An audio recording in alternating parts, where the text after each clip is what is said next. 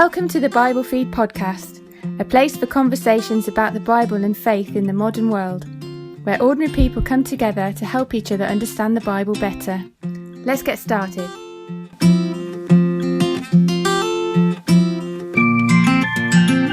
Well, welcome everybody to the Bible Feed podcast. I'm Laurence Davenport, and today we're going to continue our series on the Gospel of Matthew.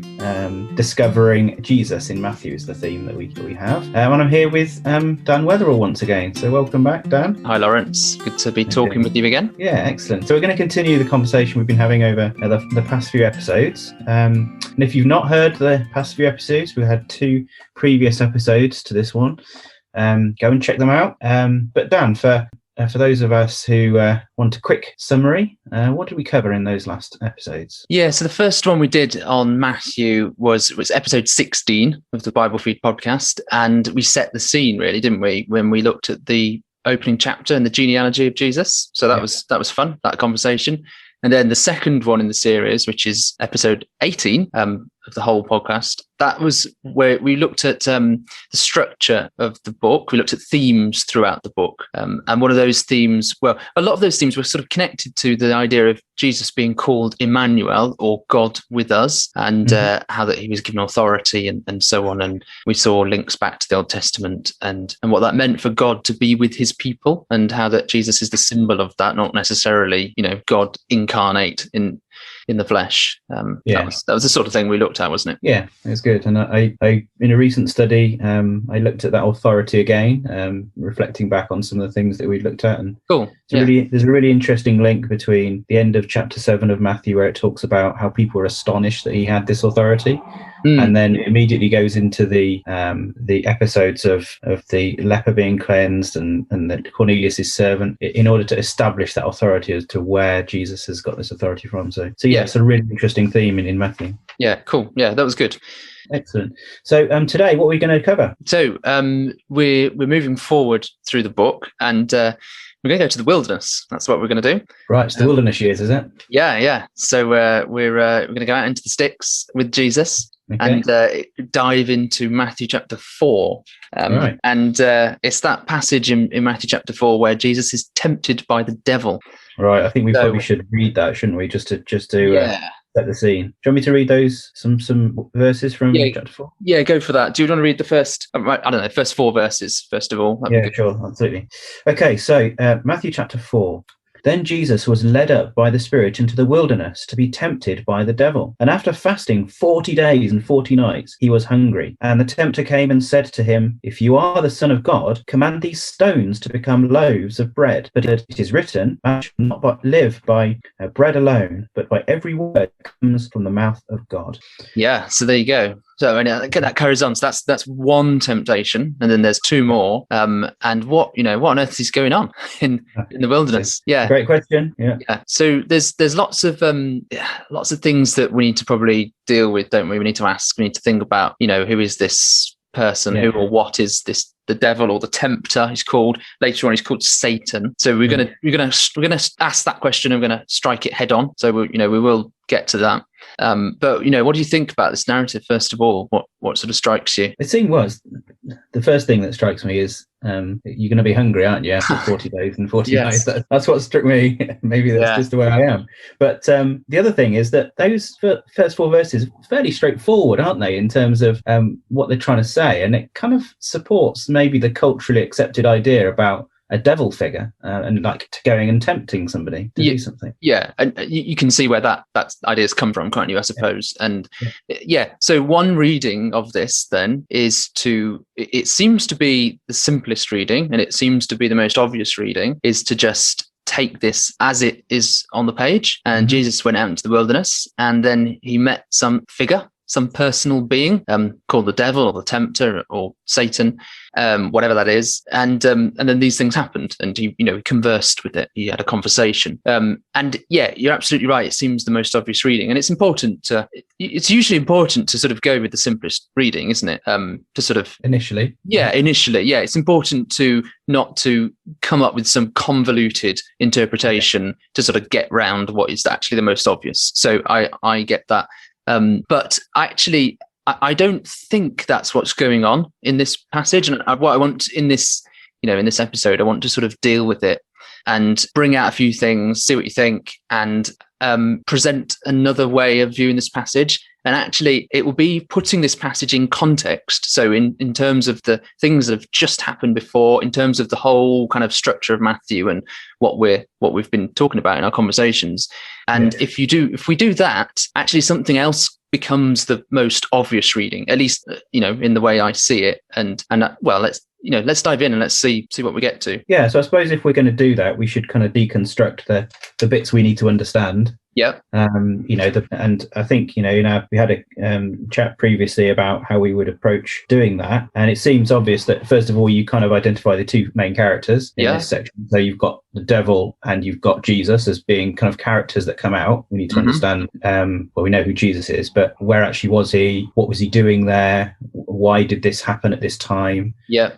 And ultimately to try and understand who the devil is here, and this is the devil and Satan, but what is that actually referring to? And that's probably the crux of what we're trying to do here, is it? Yeah, it is. Yeah. And it's not just to so the point of this episode is not just to try and work out what the devil is and then come up with a conclusion and say, great, we've worked that out. Actually, it's to see the thread of Matthew and what's building. So what are some of the themes that we've thought about already? We've thought about Jesus coming to save his people from their sins, and he's God with us. He's the symbol that shows that God is with his people. He's the Messiah. He's going to restore their kingdom. He's going to save them from all these things, and he's the Old Testament fulfillment of that. And therefore, the kingdom is going to come. That's what he's going to come and bring.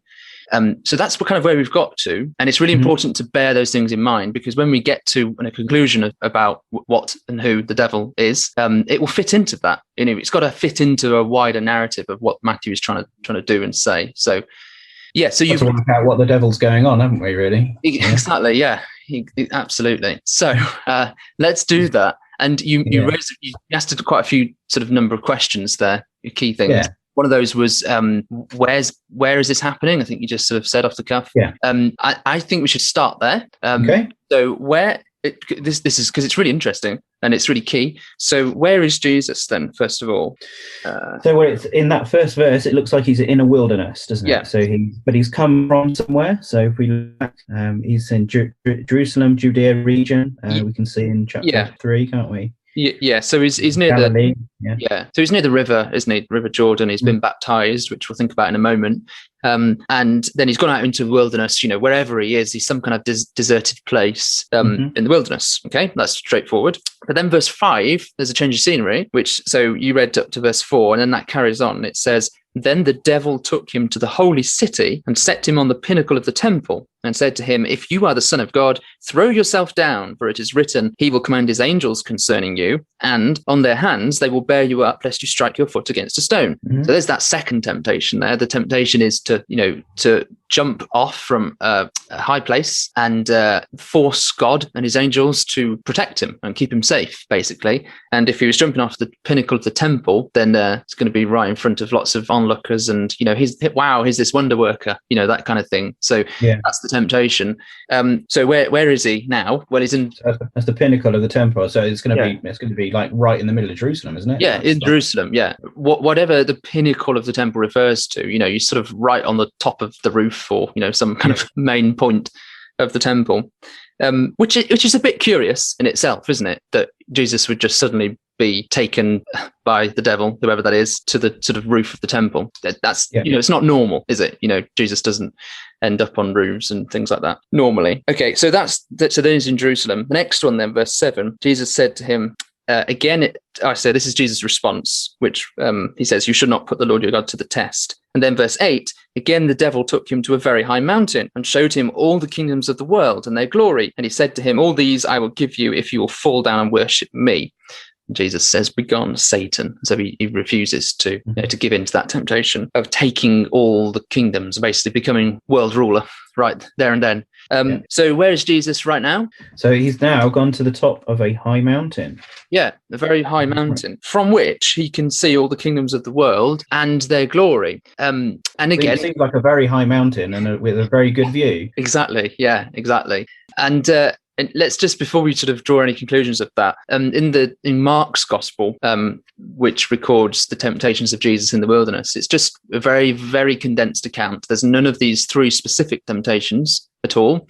And it's just a verse that says Jesus was tempted by Satan in the wilderness for 40 days. That's it. So Mark's summary of all these things is that Jesus was in the wilderness for 40 days and he went through a period of testing and of temptation. Okay. So he thinks everything happened in the wilderness. And yet Matthew here is saying that he went off to the Jerusalem, and then he went off to this high mountain, wherever that is. According to Mark, it's all within 40 days, and it's all in the wilderness. So something's not quite straightforward, is it? You said at the start, it seems, and I agree with you, it seems like it's a completely straightforward account, straightforward narrative of X and Y happening, but actually something's not quite right. Would you agree with that? Yeah, it seems that way. It seems like there's a lot of flitting around here in order to kind of make those particular 3 points. Yeah. Which doesn't necessarily is not brought out in the Mark record. Definitely not brought out, because it's a very, very succinct record. Yeah, and then actually the Luke one, so the Luke record, which has the temptations, it has the 3 same temptations, but the second 2 are in the opposite order as well. So, again, that's fine. The Gospels do move things around all the time, but I just get the feeling from that this is not a straightforward written account of things that sort of happened exactly as they're written. Where is a mountain where you can see every kingdom and all the kingdoms of the world and their glory? I don't think there is. No. So, it could be that this is Jesus in the wilderness having some kind of visionary experience. It could be that this is actually more of some, these 11 verses. So the first 11 verses of this chapter is that it's Jesus or a parable or there's an element of parable in this passage that is sort of describing the things that are happening to Jesus. So purely just from where Jesus is, we've got to that point and just thought that through, that's a possibility. It's not just me that's sort of saying that. This is recognized in pretty much all the standard commentaries on that. So in R.T. Francis' commentary, he says the fact that no actual mountain could provide a view of all the kingdoms of the world at once suggests that this transportation was not physical but visionary. There in the wilderness, Jesus found himself first on top of the Jerusalem temple and then on an impossibly high mountain with a view of the whole world. Okay, and then D.A. Hagner says that about the same thing. This suggests that the temptations are to be regarded as subjective experiences of Jesus rather than involving the literal transportation of Jesus to other places, however miraculously. Okay, so that's a pretty common idea. It's not controversial or anything, I don't think, just to sort of say that or reach that point. No, I think it's unreasonable given the way that it's written in this narrative structure here.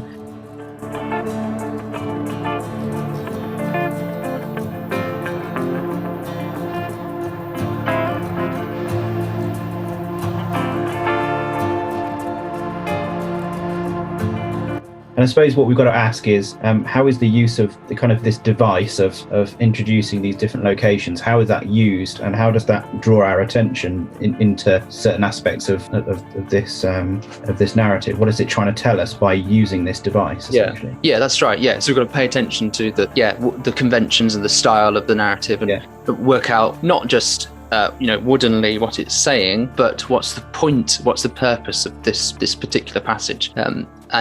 So we need to think through, the genre of it, that kind of thing. Yeah.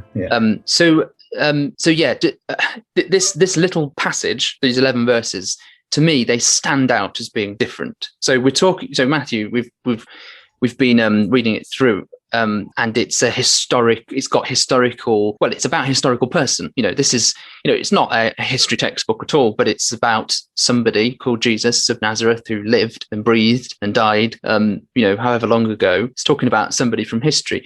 And it's talking about things that he did. He met real people, he talked to real people and things like that. This incident feels very different just immediately from those kind of like, oh, now he's in the temple. Oh, now he's on the mountain. It stands out as being a little bit different. So that's why we want to think about that's a flag to think about how we need to understand this. So I think what we need to do now is just think a bit more about some of the details. I've got 3 details to think through and see how it links back to the context. All right. Well, let's, just take us through those details then, and let's have a chat about each one. Brilliant. Okay, so the first one then is right back in the first verse, which says Jesus was led up by the Spirit into the wilderness. Okay, so the reason for him going into the wilderness to be tempted by the devil is something to do with the Spirit. Okay, so let's rewind a little bit and go back to what's just happened. And we mentioned this a little bit, didn't we? That Jesus has just been baptized. And verse 16 of chapter 3, it says, when Jesus was baptized, immediately he went up from the water, and behold, the heavens were opened to him, and he saw the Spirit of God descending like a dove and coming to rest on him. Okay, so that's the point at which the Spirit of God comes down and rests on Jesus. And then verse chapter 4, then Jesus was led up by the Spirit into the wilderness. Okay, so it's something to do with the Spirit, which I take in this context, I take to mean it seems it's the power, it's the authority of God. It's it's that is now we kind of get that power because of the statement that's made in verse 17, don't we? Which is then a voice from heaven saith, "This is my beloved Son, in whom I am well pleased." So there seems to be a link, doesn't there, between the occurrence of the dove, the Spirit, and this proclamation from heaven. Yeah, absolutely right. They're linked to each other, definitely. So that the voice of authority from God saying, "This is my beloved Son," and then the authority and power of God, the Spirit, coming on him. And then if you look, so that first temptation, the temptation was, I agree, it would have been a very real temptation, having gone without food for so long, to turn these stones to become loaves of bread, with God's power. God's authority, God's ability to do that, and it's that he's just been given and able to do, to sort of draw on the power and authority of God and allow God to work in him, work miracles and wonders and signs. And so the temptation is, well, okay, if you're the Son of God, and if you've got this Spirit, this power, authority, command these stones to become loaves of bread. So you can see how the source of the temptation is the Spirit. That's one reason. That's one thing. The source of the temptation is Jesus having an experience as he's baptized and hearing that voice and having the Spirit. And so, where is him being tempted? Well, it's his own experience that's just happened to him that is, gives him that sort of tempting that idea. So it's almost like the fact that he now has access to this Spirit now, then that actually introduces more possibilities to him, and therefore more temptation to use it incorrectly. Yeah, that's right. It shows that this isn't just a random sort of test by the devil, or someone's just wandered into the wilderness and thought, do you know what? What about tempting him to do X, Y, and Z? This is something that is personal and real to Jesus, and actually to Jesus alone at this point. That's this temptation because of what he has just had.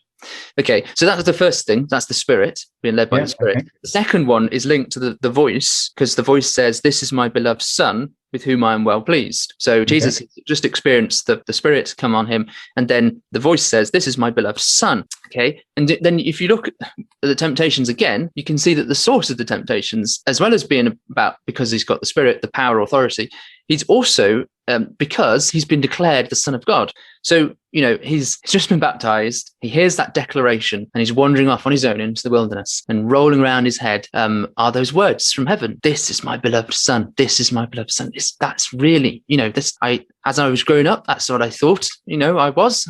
All this time, this is my beloved Son. Without doubt, now I've had that declaration. And then the tempter comes to him and says, "If you are the Son of God, well, use that power and command stones to become loaves of bread."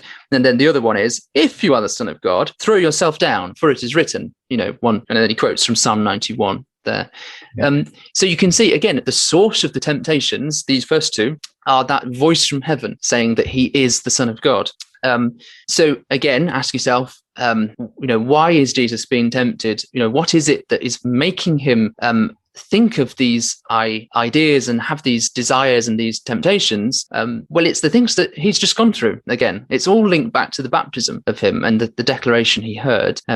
So that's the second one. Yes, it's almost like him, even though it's been declared, it's like I really need to double check that this is the case. That's his kind of internal voice saying those things and kind of proclaiming these things. Okay. Yeah. So it's that, it's kind of double checking, and it's also a case of what actually. So if this is true, then I can do this. I can sort of I can get people to follow me by jumping off the temple. Or if this is true, I don't have to go hungry. I can do this for myself with God's power and authority. That kind of thing. So you can see exactly how this is sort of playing out, and how it's exactly how I think Matthew is writing his narrative to show these sorts of things that are going on in the life of Jesus at this crucial moment right at the start of him going out just before he's going out to teach. So there's the two things. So led by the Spirit, and then about the Son of God. And, you said there was a third thing. The third one. So the third one is to do with the third temptation, and that's the detail about him. So the devil shows him all the kingdoms of the world and their glory, and says, all these I will give you if you will fall down and worship me. So what's the temptation there? The temptation is to take all the kingdoms of the world, take control of them, become world ruler, dominate, and how is that possible? It's to, again, by his power and authority of God that he's just been given, to sort of take control, take over, uprise and violence and, all the sorts of things that people do to try and take control. And yet Jesus could do it there and then. He could do that because of those things that have just happened. But the key thing here is just so remember, the voice from heaven said, "This is my beloved Son, with whom I'm well pleased." That's actually quoting. So God there's quoting from two passages in the Old Testament. One is in Isaiah 42, which we're not going to look at, but the other is in Psalm 2. So I'm just going to go back to Psalm 2. Yeah. So Psalm 2 and verse 7 to 8. Well, I'll tell you what, just read verse 7 first of all. Psalm 2, verse 7. Okay. I will tell of the decree. The Lord said to me, "You are my son. Today I have begotten you." Yeah. Okay. So there's the bit, "You are my son. This is my beloved son." Okay. So it's kind of a mashup quote from Isaiah as well, like I said. But there's that key theme. You are a declaration about the Messiah, the anointed of God, the King on Zion, my holy hill. You are my son. Okay. Yeah. And then the very next verse says this. Do you want to read that? Yeah. Ask of me, and I will make the nations your heritage, and the ends of the earth your possession. Okay. Recognize anything from that? Yeah, it sounds very similar, doesn't it? Yeah. So it's basically the temptation. Yeah. To take the nations and the ends of the earth as a possession. Verse 9, you shall break them with a rod of iron and dash them in pieces like a potter's vessel. Okay, so there's a few things going on here. So Jesus, again, with the words from heaven rolling around in his mind, he would instantly go back to Psalm 2. He'd go back to Isaiah 42. He'd be able to think and ponder those scriptures and think about them.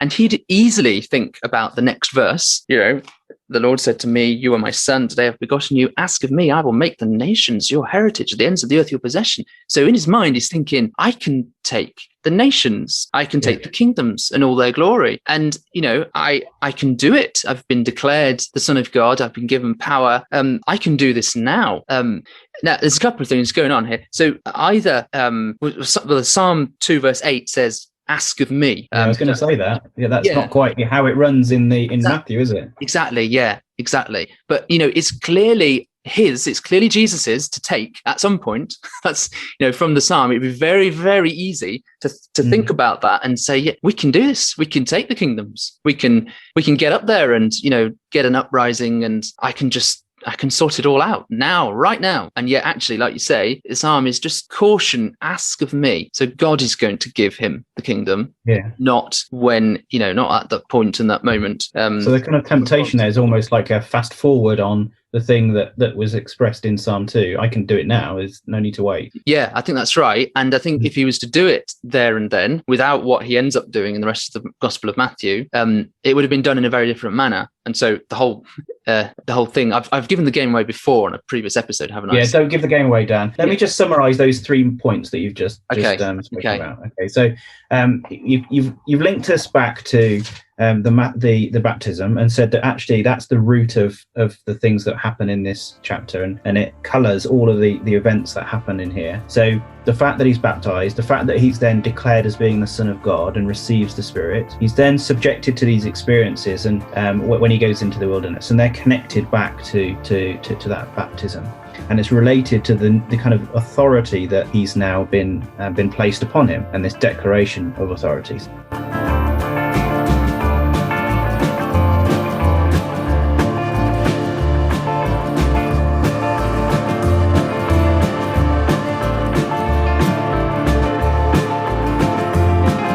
What I want to maybe ask you now is about that last temptation, because it is a bit perplexing about what that really means. We've got that in Psalm 2, but taking the kingdoms of the world now, what would the devil be able to do in order to do that, in order to offer that? Yeah, so this is where we've got to pay attention to what it's saying now, which is the devil saying, fall down and worship me and I will give it to you. So we need to work that bit out.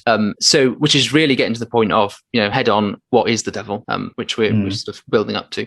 So the devil, people wrestle with this passage because the supernatural devil, or personal being, power of darkness or whatever, that is sort of popularly imagined, as far as I can tell, that devil isn't actually able to offer all the kingdoms of the world. If that devil is a supernatural being of evil, and he said to Jesus, the Son of God, come on, worship me, I'm Satan, worship me and I'll give you everything in the world. I don't think anyone thinks that would have been true. It would have been a lie, at which point you got to think, how much of a temptation would that have been if Jesus knows that God is the only one with absolute authority, and the devil is just saying just lying to him in that sense. So was it really much of a temptation if that's the case?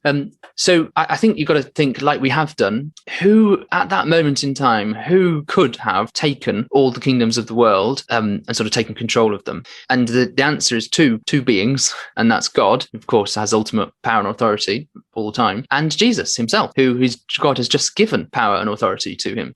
And so I think what this is saying is that Jesus could have taken the kingdoms there and then. He could have, done it in his own means using the power of God. Later on, it says in Matthew 26, it says that he could have called 12 legions of angels to resist the soldiers who came to arrest him. Mm-hmm. I don't know how many people or how many angels there are in a legion. I don't know. No, I don't know. You're asking me, but like Roman, I think you did this in the last episode. We did, yeah. I don't know. I have to brush up on my Roman numbers. Yeah, no, you still haven't looked. No, I don't know. Legion's a lot, okay? Yeah. I don't know how many it is, but he could have called on 12 legions of angels there and then to resist the soldiers who came to arrest him. He could have called for them and used force and used violence to take over the wicked human rulers. He could have done that. And he didn't do that. So he could have taken all the kingdoms of the world there and then if he'd thought about advancing his own self and his own cause. What he did instead was he resisted that, and ultimately he went to his death, didn't he? That's how God wanted him to bring these. Ultimately that's how the kingdom is brought.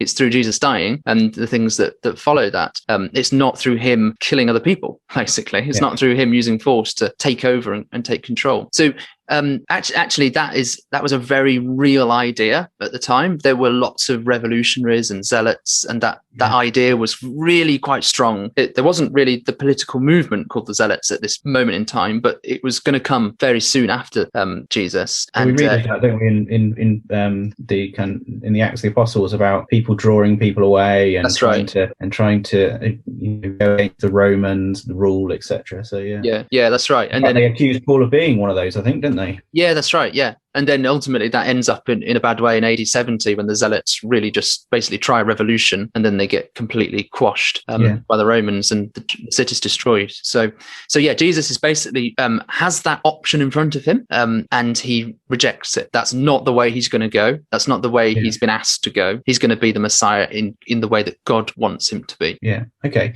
So essentially that's him saying, I can take this on myself. And just for those of you who are interested, a legion is 6,000 soldiers, apparently. Oh, well done. There you go. So I mean, we haven't yet answered that question, though, as to who is the devil, because we've not been able to uncover that yet. So can you do that for me, Daniel, please? Yeah, I'll do it. So I think we've done enough to make a case for an interpretive option that actually fits what we've seen in the best way possible, I think. So on one hand, like we started off, it's really easy just to read the text and say, there you go, there's the devil. He must be some kind of supernatural being that goes around tempting people like that. But when we've looked at the difficulties that a superficial surface sort of literal reading poses, where is Jesus, that kind of thing. And we've looked at the connections right back to the things Jesus has just gone through his baptism. I think it's really quite natural to read this as some kind of dramatization or parable of the struggles that are going on in Jesus's own mind. So what that means is the devil, or Satan in this passage, is representing the human impulse, the things that are opposed to God, the things that are slandering God, as sort of the devil means that word. And then the things that are opposing or being an adversary against God, which the word Satan means. And I think what I think we can see is that the devil and Satan in this passage, the most sort of natural understanding of this is that they're representing the human impulse inside Jesus. His own sort of desire as a human being, as a man, as a person, to have those. Take things for himself and advance in his own self and oppose God, to be the slanderer or be the adversary, like as the words devil and Satan mean. So who is the devil? Well, it's not an individual in the story. This character in the story is sort of representing the things that are going on in the mind of Jesus. I think that's the most natural reading. I mean, if that's the case, then you've essentially got this internal discussion happening, and essentially Jesus talking to himself. Why then is it written in this very overt way? This way essentially does draw out a whole new character and has this dialogue happening between what seems to be two distinct characters. Yeah. So I think that's a good question. And the idea of a devil, a Satan, in that sense, it was around in the times of the New Testament. But let's just sort of think a little bit before. It was never around in the Old Testament times. Okay.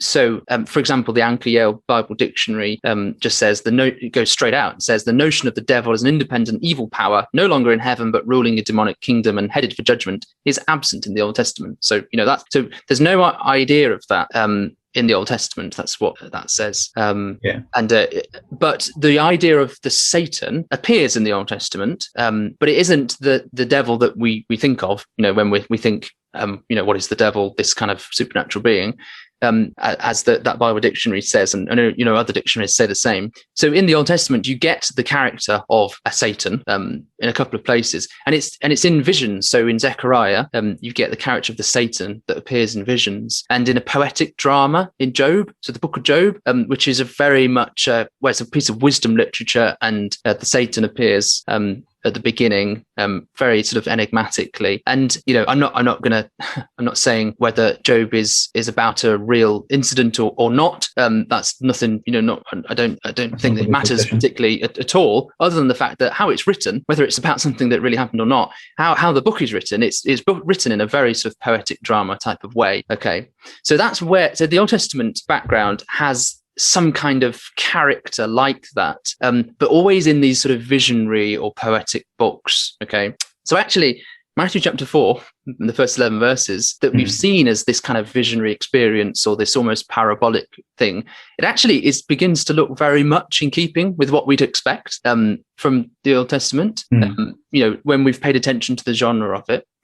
So what had happened since the times of the Old Testament is that the thoughts and the ideas, the thinking, the ideas and the notion of Satan, the devil, had sort of extrapolated and expanded. And, some people held the view that there really was some kind of personal devil going around and doing this, and others did not. They sort of had the view that this was, representing an internal struggle. So if you were to think about the general conception of the idea at the times of Jesus, you'd have a completely mixed picture. So you can't just point to that and say, therefore it means the devil is real, or therefore it means the devil is not real. It's figurative. What you got to do is sort of think about it in context. With Matthew, like we've seen, and everything I think points to it being Jesus himself having those temptations, and that fits with the sort of literature that we've seen in the Old Testament.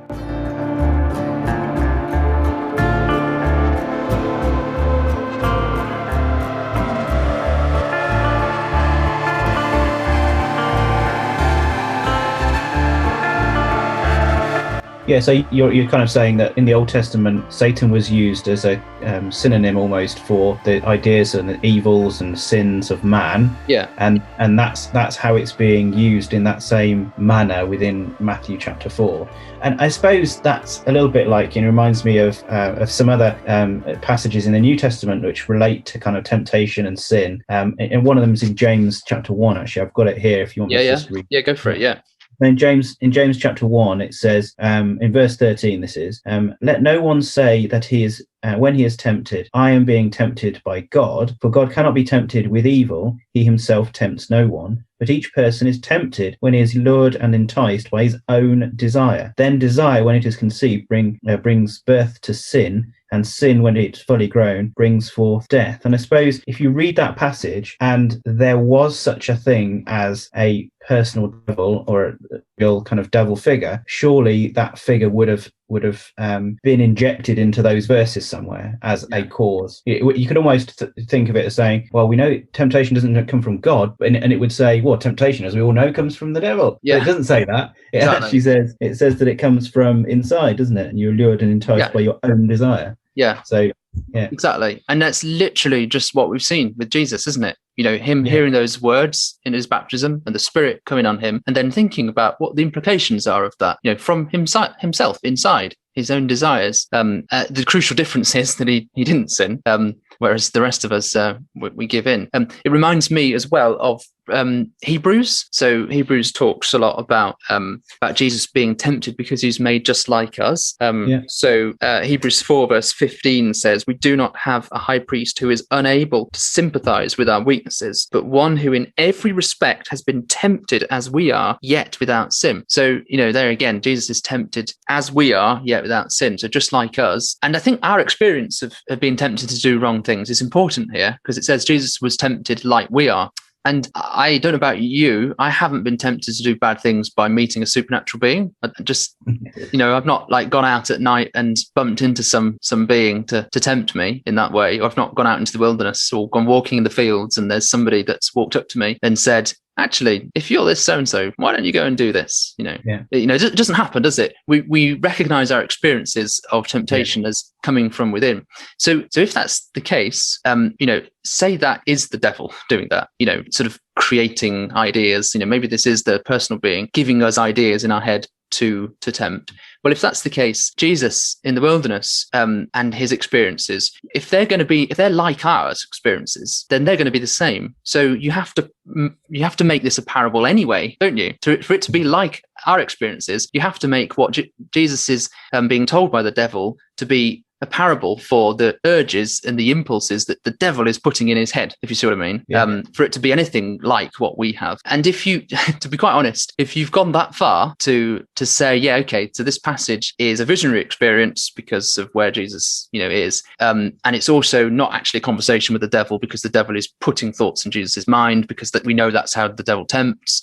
If you've gone that far, what purpose is there to hang on to a supernatural being in that passage? It's really quite straightforward to move on to a personification. The devil is personifying the human desire and to sin. That's right. In fact, there's more evidence outside this passage to verify that thought process than a physical being coming and doing something. Yeah. And that takes us back, doesn't it, to the importance of, you know, when you first asked me, okay, what does these verses sound like? Yeah. To realize actually what is it that we're reading here, and what is the point that it's trying to get over? Yeah. And to take what seemed to be simple passage like this and just double check it with everywhere else that kind of refers to sin, temptation, etc. See whether that idea correlates. Yeah, that's right. So we've done two things, haven't we? In broadly, we've done that, like you say, we've done a check with other passages to sort of work out that this is our interpretation is in keeping with what we know from elsewhere in Scripture. So that's important. And then the other thing we're doing is we're tying it in with the rest of the narrative of Matthew, which is also important. And I think so.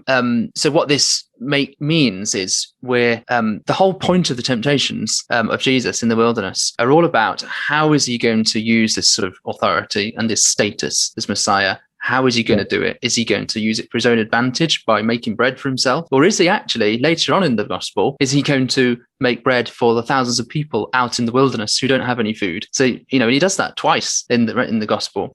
So you tie it in with that, and you can see how the character of the Messiah, Jesus, is extremely self-giving and not self-seeking. Basically, he's not a Messiah who's coming to rule with a rod of iron in the literal sense. He's coming as a Messiah to rule over himself, to kind of have extreme control over himself, so that he can give and give and give generously to the people around him. And ultimately, that's how he'll give his life, and that's how the kingdom will ultimately come, through self-giving like that.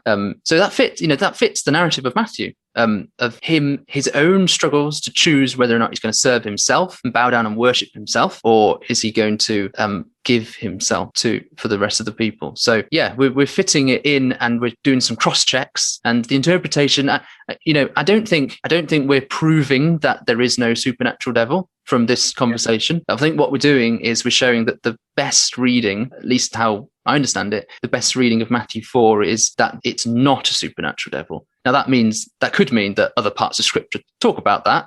I don't think they do, but let's be fair. What we're doing is concentrating on this passage, and we're saying that there is no need to see this as something which is teaching a devil that goes around and tempts people, basically. Yeah. So we've obviously spent a lot of time looking at this passage and kind of working out that it's not talking about a figure that we can label the devil, and we can fit that in with the narrative, can't we? We can fit that in with the narrative that you just spoken about, the role of him as a Messiah, etc. But then, if we then read the rest of Matthew, what do we attribute to being parable? What do we attribute to being narrative, etc.? How would you deal with that sort of dilemma of identifying how to interpret other parts of Matthew? Yeah, that's a really good question. And I think what you need to do is take every passage and approach it with the same sort of rigor as we've done. And what I hope people can see, and our listeners can see, that what we're doing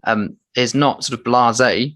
We've gone through and looked at this passage quite systematically, and we've thought about the context, and we've thought about what this is, those key sort of flags that show that there's something not quite right if you take it on a strictly literal point of view.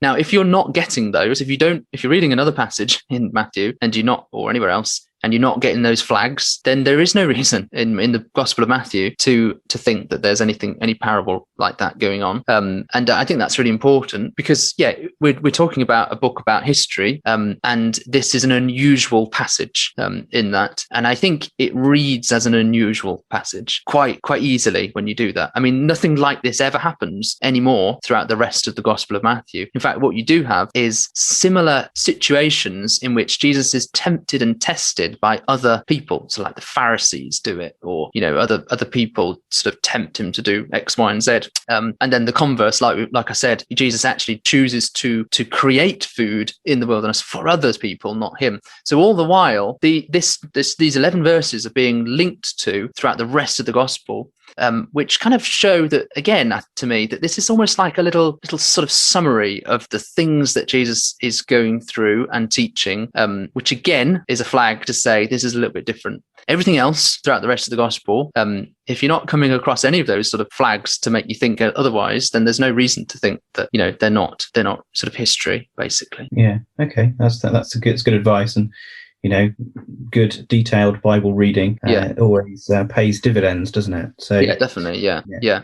So I think, have you got anything else to say on that point, or are we good? I think we've gone far enough at the moment. I mean, there's all sorts about the links back to Israel, the nation of Israel, and them being in the wilderness and them being sort of tested in the wilderness, and yet they keep failing. So Jesus is, the antithesis to the nation of Israel in that sense. So we talked a little bit about that in the previous episode. And so here's another example of that. And so, again, that helps us show that this passage, what's the point of this passage? It's showing Jesus and his success in the wilderness. That's the point. The point of the passage isn't to show or to teach that there's an evil being that goes out, tempting people. That's part of the style of this passage, which is teaching a different purpose. It's teaching how Jesus is choosing to bring God's kingdom in the way that God wanted, not in asserting himself. Later in the narrative, you get Peter, one of his apostles, his disciples, when Jesus tells them that he's going to go to Jerusalem, he's going to be killed. Peter says, no, there's no way. You're not going to do that. This is never going to happen to you. And Jesus says, get behind me, Satan. He uses the exact same words. And he's calling Peter that. And it's because Peter is saying, you're not going to go and die. We thought, you're the one you're the Messiah. You're going to bring about the kingdom. You're going to do all the things that we expected of you. And yet it's a little bit like the devil tempting Jesus to bow down and worship him so he can get all the kingdoms of the world now. But no, Jesus says, no, that's not how it's going to happen. He's going to go to Jerusalem and die. So, again, that shows how the role of the Satan is kind of manifested in Peter there, one of the disciples. So again, I just think that shows everything. It's building up more and more of a case of that what's happening in there. Yeah. One point that I'll take away from this, Dan, is that link where she's saying that this passage in Matthew is like an encapsulation of all the temptations that man can experience, that is then brought out in the Hebrew, in that passage in Hebrews, when in every respect was he tempted as we are. So this is like, that I think is a good way of looking at this passage, to say, look, here is a few verses to show that Jesus went through the same types and categories almost of temptation that we can all experience. Yeah, definitely. Yeah. Okay. Well, I think we've spent a good amount of time looking at this topic, and it's been really fascinating and eye-opening as to what this is really all about. So really, what are we going to talk about next time, Dan? So the next episode about Matthew, I want us to chat about the phrase "the kingdom of heaven" or the kingdom of God. Basically, that phrase. What does that mean? And we're going to touch on the Sermon on the Mount. So some of Jesus's teachings as well in some of the early chapters. So yeah, it's great. There's always good stuff to get out of Matthew. So we'll be doing Excellent. that. Looking forward to that episode, Dan, as always. And so I'll bring it to a close there. Thank you for listening to this podcast. Just to remind you that you can go and listen to all of the previous episodes of the podcast. You can just visit our website on biblefeed.org. Please do that, and come and give us your views and your discussion points. We're on Facebook and also on Instagram now. So the Bible Feed Online is Instagram. So please join in the conversation. Thank you very much for listening. Thank you, everyone. You've been listening to the Bible Feed podcast. Thanks for joining us. We're always keen to hear what you think, hear your questions or subjects you'd like us to discuss. Get in touch with us on our Facebook page or send a message from our webpage at biblefeed.org and be part of the journey.